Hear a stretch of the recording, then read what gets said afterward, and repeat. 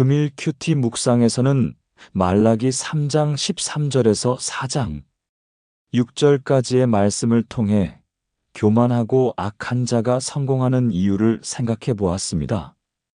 이 말씀을 통해 우리가 교회를 열심히 다녀도 하나님께 선택받지 못하는 이유에 대해 다시 한번 되새길 수 있습니다.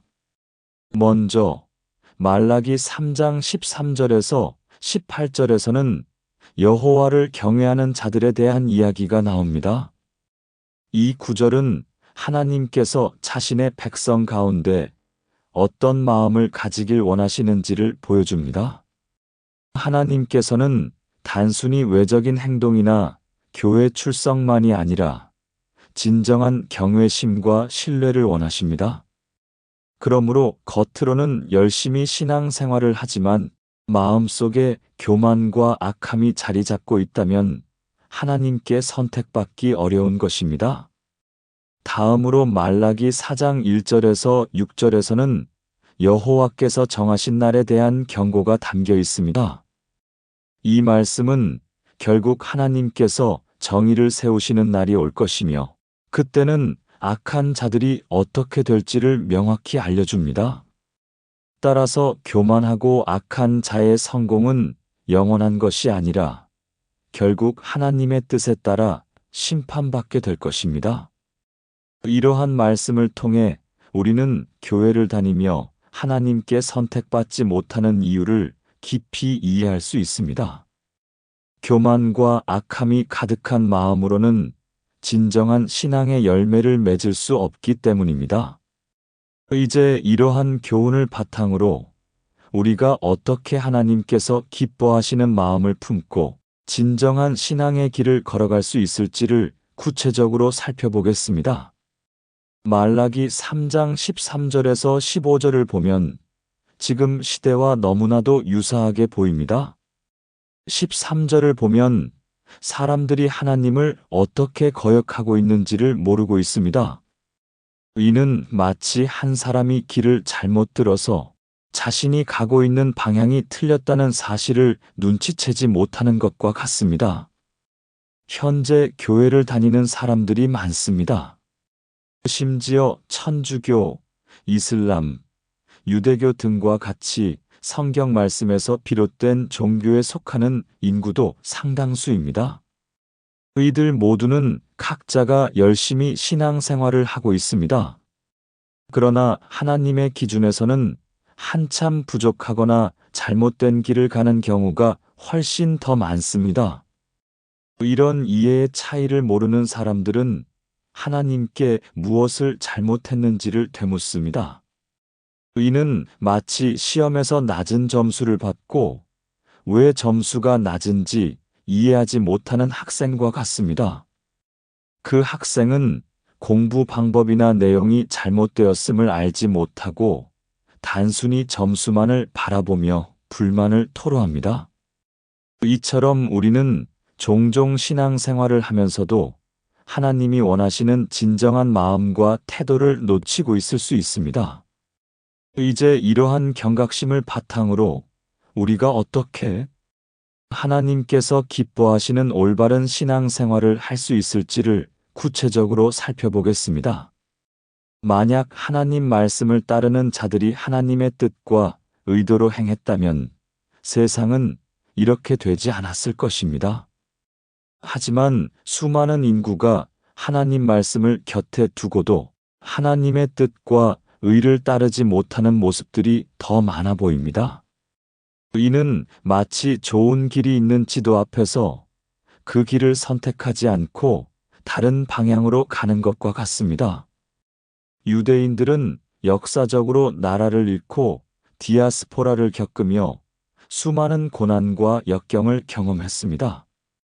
그 과정에서 말라기 3장 14절처럼 하나님을 섬기는 것이 헛되다는 생각이 들기도 했습니다. 지금 이스라엘은 하나님의 나라가 아닌 민주주의 나라라는 발언까지 나오기도 했습니다. 세속적인 관점에서는 이러한 정치적인 발언이 지극히 당연하고 자연스럽게 들릴 수 있습니다. 심지어 타당하게 들리기도 하죠. 그러나 이것은 엄연히 하나님 나라에서 벗어난 개념입니다. 하나님께서 정하신 질서와 의도를 무시하는 것이기 때문에 특히 이스라엘에서 이런 발언이 나왔다는 것은 심각하게 생각해야 할 문제입니다. 이제 이러한 맥락을 바탕으로 우리가 어떻게 하나님 말씀에 따라 올바른 길을 선택하고 세상 속에서 하나님의 뜻을 실천할 수 있을지를 구체적으로 살펴보겠습니다.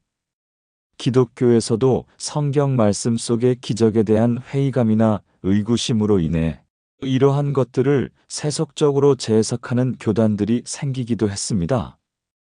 더 심각하게는 자의적인 해석이 난무하는 사이비 이단까지 생겨나기도 하죠. 극단적인 예를 들면 사이비 이단을 열심히 다니는 사람들도 우리가 하나님께 무엇을 거역했냐고 물어볼 것입니다. 하지만 이 이야기는 비단 사이비 이단에만 해당되는 것이 아닙니다. 왜냐하면 교회를 열심히 다니는 사람들 중에서도 적당히 현실과 타협하는 경우가 많기 때문입니다. 이는 마치 좋은 음식을 먹고 싶으면서도 영양가 있는 식사를 포기하고 패스트푸드로 끼니를 때우는 것과 같습니다. 이 모든 것은 우리나라 기복신앙과 같이 인간 중심적인 축복을 바라는 마음에서 비롯됩니다. 사람들은 종종 하나님께서 우리에게 주실 수 있는 축복만을 바라며 그 과정에서 하나님의 뜻을 잊고 살아가곤 합니다. 이제 이러한 맥락을 바탕으로 우리가 어떻게 올바른 신앙을 유지하고 하나님의 뜻에 맞는 삶을 살아갈 수 있을지를 구체적으로 살펴보겠습니다. 주일에 교회를 나가더라도 평일에는 세속적인 사람들과 같은 모습으로 지내는 경우가 많습니다. 현실에서 살아남기 위해서는 어쩔 수 없다고 주장하는 이들도 있죠. 이는 마치 시험에서 좋은 점수를 받기 위해 정직하게 공부해야 한다는 사실을 잊고 커닝을 하겠다고 마음먹는 것과 같습니다. 순간적인 이익을 위해서 도리어 더 큰 손해를 감수하게 되는 것이죠. 말라기 3장 15절을 보면 사람들이 교만한 자가 복되고 악을 행하는 자가 번성하며 하나님을 시험하는 자가 화를 면한다고 말합니다. 이는 지금 사회에서 너무나 자주 듣는 말입니다. 실제로 우리 눈에도 이러한 현상들이 비일비재하게 발견됩니다. 우리가 알게 모르게 교만한 자의 성공을 보며 부러움을 느끼기도 하고 악한 자들이 잘 되는 모습을 보면서 회의감을 느끼기도 하죠.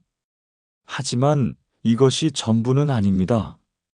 뒤이어 하나님께서 모두 분별하여 처리하신다고 하셨기 때문입니다. 하나님은 결코 불공정한 분이 아니시며 결국 모든 일이 그분의 뜻 안에서 이루어진다는 사실을 잊지 말아야 합니다. 이제 이러한 말씀을 바탕으로 우리가 어떻게 하나님 앞에서 올바른 선택을 하고 그분의 뜻을 따라 살아갈 수 있을지를 구체적으로 살펴보겠습니다. 그럼 하나님께서는 왜 즉시 처리하지 않으시고 지켜보시는 걸까요? 하나님께서는 인내를 좋아하십니다.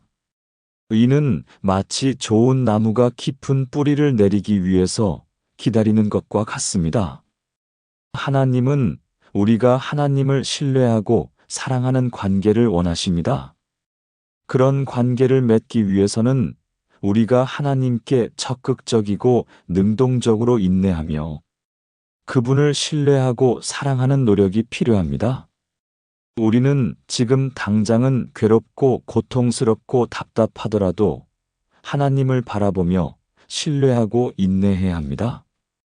이는 마치 폭풍우 속에서도 자신이 가야 할 길을 잃지 않고 묵묵히 걸어가는 것과 같습니다. 그리고 더욱더 하나님 말씀을 붙잡고 더욱 깊이 하나님의 뜻과 의를 이해하려고 노력해야 합니다.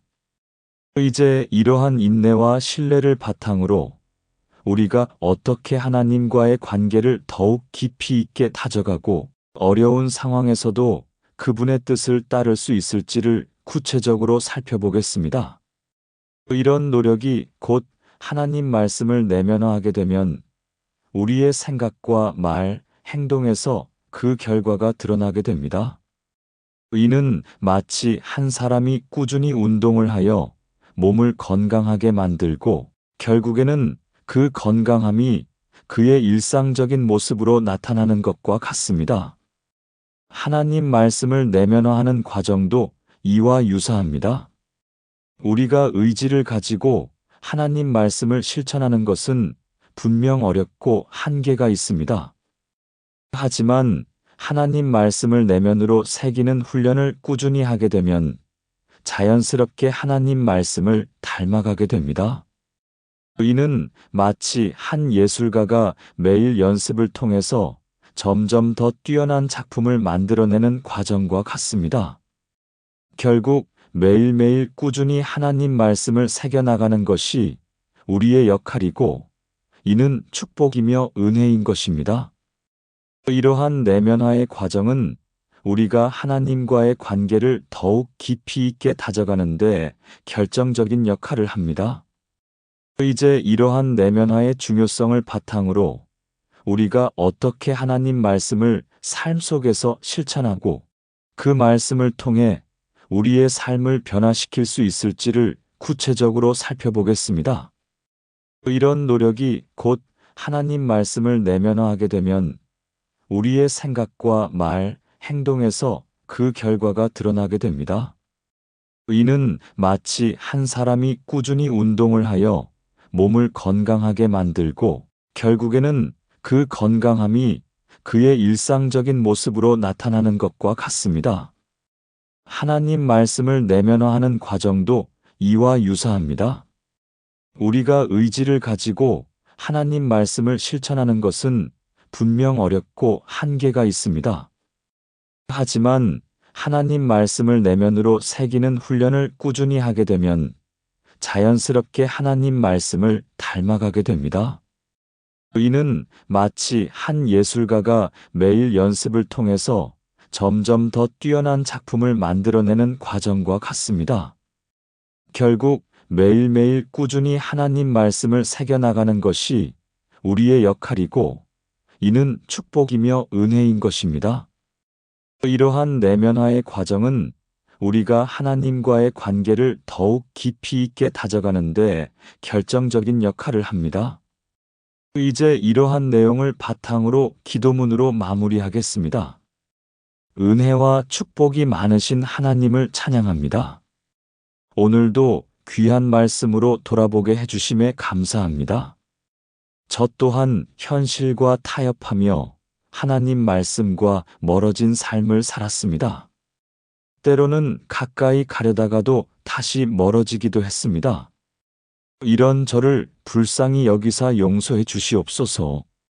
개인의 생각으로 열심히 종교 생활을 하는 우리를 일깨워 주시옵소서. 우리 생각대로 종교 생활이 아닌 하나님의 뜻과 의대로 종교 생활을 하게 하소서. 그러기 위해서 우리가 더욱더 하나님 말씀을 깊이 이해하며 노력하게 이끌어 주시옵소서. 오늘도 우리의 기도를 들어주셔서 감사합니다. 아멘.